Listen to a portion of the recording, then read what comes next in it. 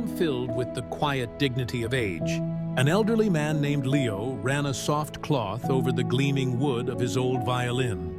The instrument was his lifelong companion, its curves and scars holding decades of unspoken stories.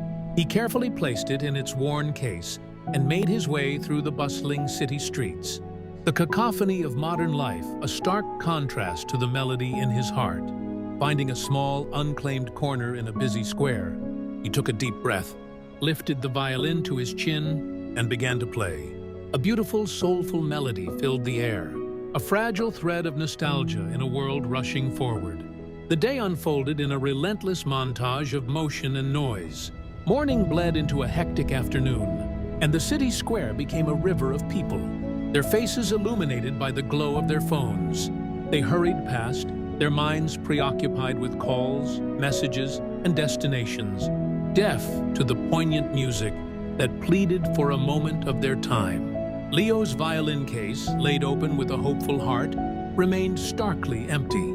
As the hours passed, the hopeful light in his eyes slowly dimmed, replaced by the quiet shadow of disappointment. His melody, once full of passion, began to falter, mirroring his wilting spirit. Just as the last notes seemed ready to fade into the urban clamor, a young boy named Sam stopped in his tracks. He stood motionless amidst the rushing tide of pedestrians, his eyes wide with wonder, completely captivated by the sad, beautiful music. He tugged insistently on his mother's hand, pointing a small finger toward the old man with the violin. Distracted and in a hurry, she gently pulled him along, murmuring that they were late and had to go. The world, it seemed, had no time for Leo's song, but Sam refused to be swept away. In a small act of defiance, he pulled his hand free from his mother's grasp and ran toward Leo. The old musician had nearly given up, his bow hovering over the strings in defeat. The boy didn't say a word. He simply looked up at the weary man with an expression of pure, unclouded empathy. Then, with great care, he reached into his pocket and placed his only treasure, a small chocolate bar, into the empty, velvet-lined violin case. Leo stared, first at the small boy, then at the unexpected offering.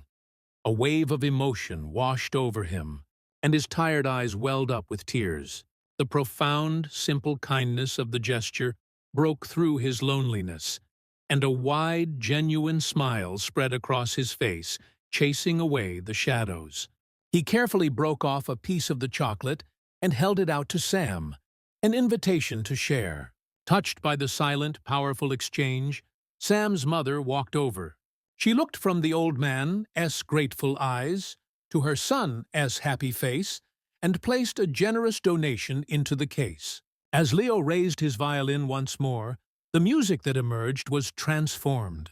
It was no longer a sorrowful plea, but a vibrant, joyous celebration of connection. Drawn by the heartwarming scene and the radiant melody, a small crowd began to gather, their phones now forgotten. The final view is of Leo and Sam, sharing a piece of chocolate and a smile, surrounded by a circle of appreciative strangers who had finally stopped to listen.